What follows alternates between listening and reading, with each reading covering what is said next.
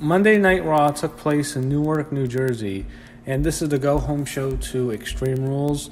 And I have to say, Raw has already lost its momentum that it created last week. Last week was a very fun and entertaining show. It seemed like the new show under the Paul Heyman era was going to take Monday Night Raw in a much better direction than it currently was. Unfortunately, it's back to the same old. This was a very boring show. We started off with Becky Lynch and Seth Rollins against Andrade, All Miss and Zelina Vega, an elimination match. It was elimination mixed tag.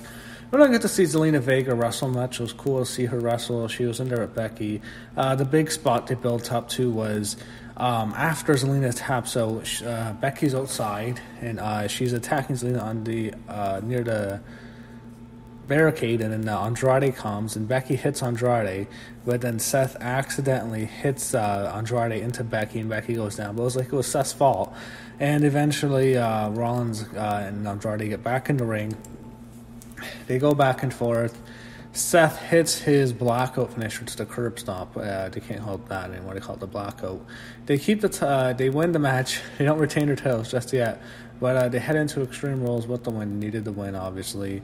They celebrate, and then as they are celebrating, you have a sneak attack. Baron Corbin comes out, hits Seth Rollins from behind, lays him out, and then Becky Lynch starts punching Baron Corbin. It was kind of fun. It's like, you know what's going to happen. Like, Corbin can't respond.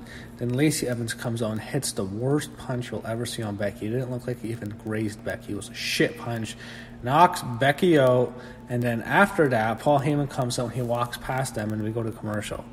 When the show comes back, we see Lacey Evans and Baron Corbin in the back. Horrible promo.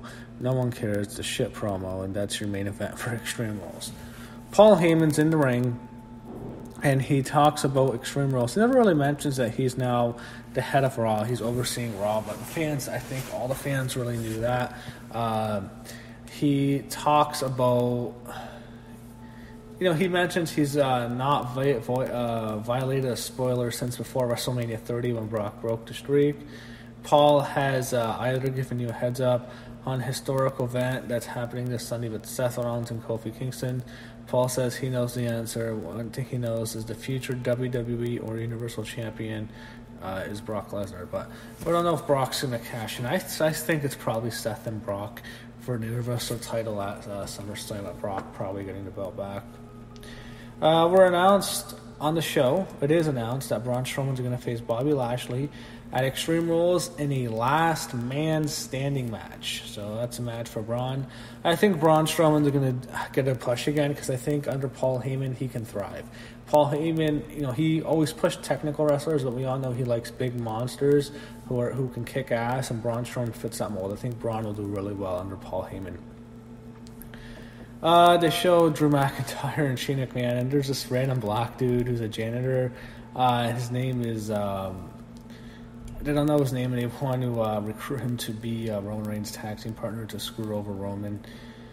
You have The Miz teaming up with the Usos against Elias, Scott Dawson, and Dash Wilder. So what's going to happen is, because WWE can't do commercial breaks during matches anymore, which is just a horrible idea, we're going to get 2 out of 3 falls matches on every episode of Raw and SmackDown for the foreseeable future.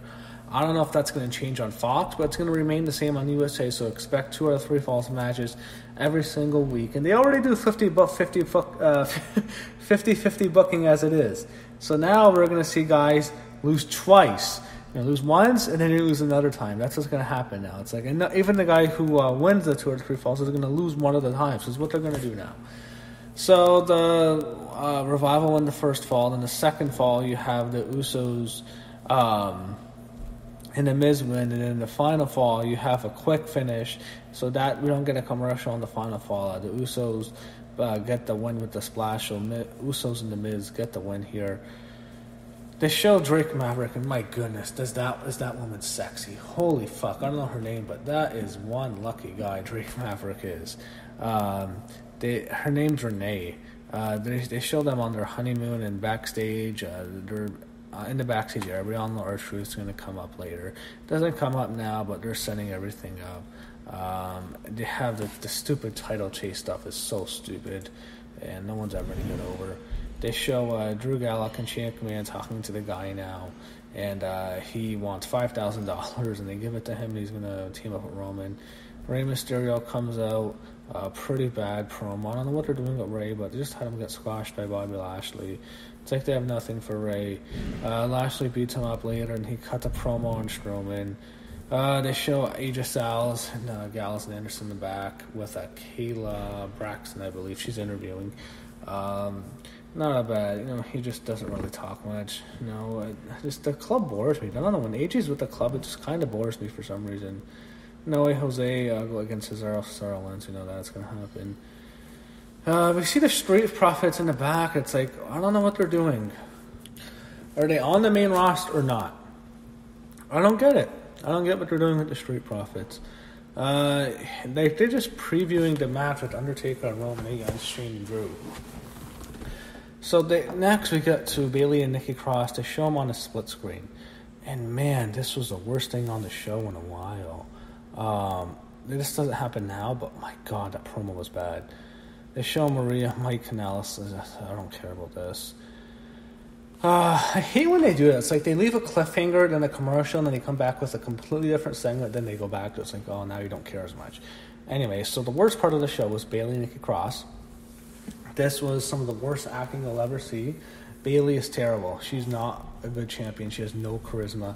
She's fucking terrible on the mic. She's a terrible promo. She has nothing. She peaked in NXT. Alexa was right. Bayley is horrible on the mic. Nikki Cross, her acting was horrendous too. It was terrible by both of them. Nikki Cross was just as bad, if not worse, than Bayley was here. This was embarrassing. This was a fucking disaster. This was horrible. Oh my God, one of the worst things I've seen in a while. It's fucking garbage.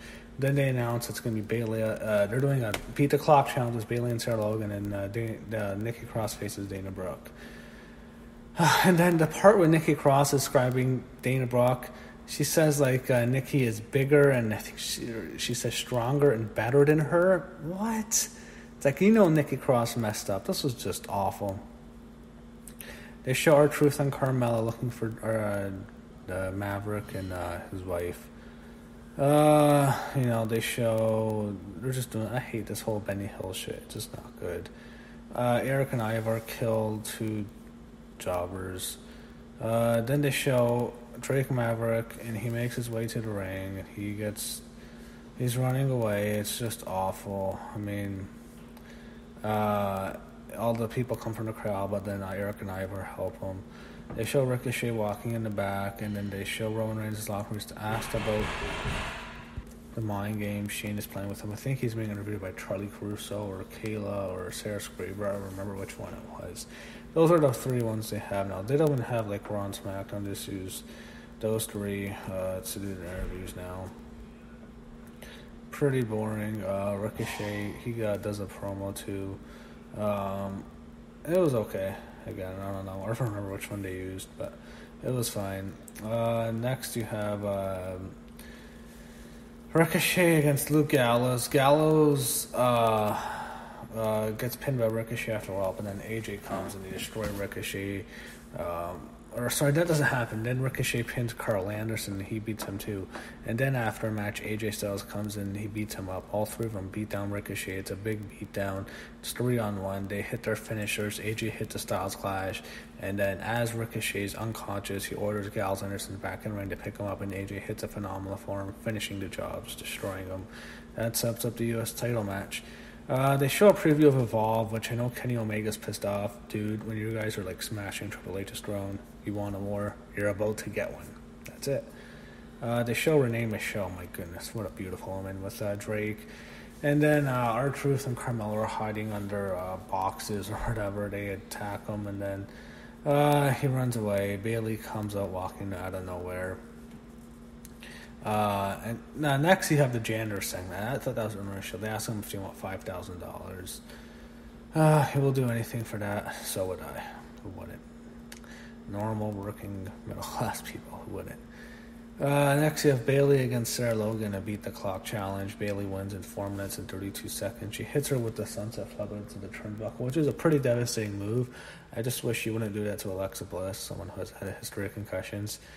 Next, we have Dana Brooke against Nikki Cross. Nikki Cross wins. They had Dana Brooke running away. I don't know what Dana Brooke's character is, if she's a heel or a face, but Nikki Cross wins, and she gets on the mic. She cuts a horrible promo, and then she talks about how she wants to convince her Alexa Bliss is not her friend, that Bayley's saying that.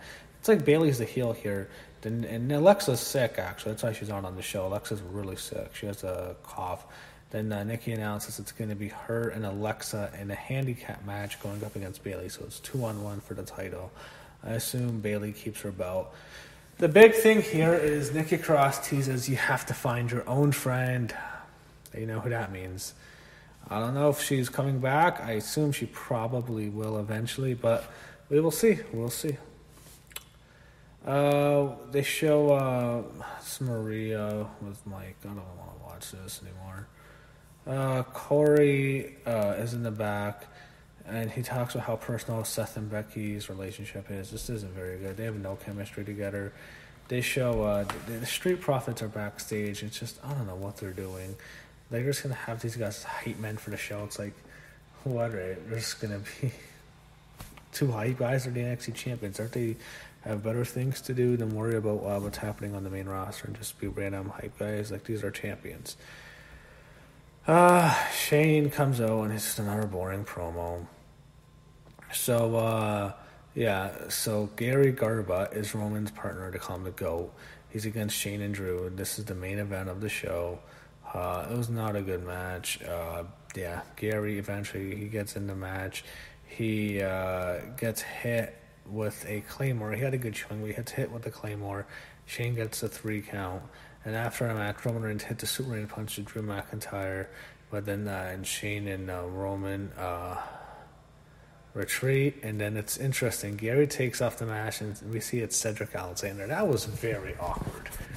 Because Gary was a regular guy who couldn't walk. He had a bad knee. And now it's Cedric Alexander. I don't know what they were doing there. But that was a show. I don't know, honestly, the point of the Cedric Alexander thing, because Cedric Alexander is not teaming up with Roman Reigns. It's this guy called The Undertaker who is. But for a go-home show overall, it was kind of a dull show. It's just Raw's not been that good. Maybe they wait until after Extreme Rules to shake things up, make things get good again. Maybe Paul Heyman can turn the ship around. But, it wasn't a very good show. It was just very average. And for a go-home show, it didn't really make me excited for Extreme Rules at all.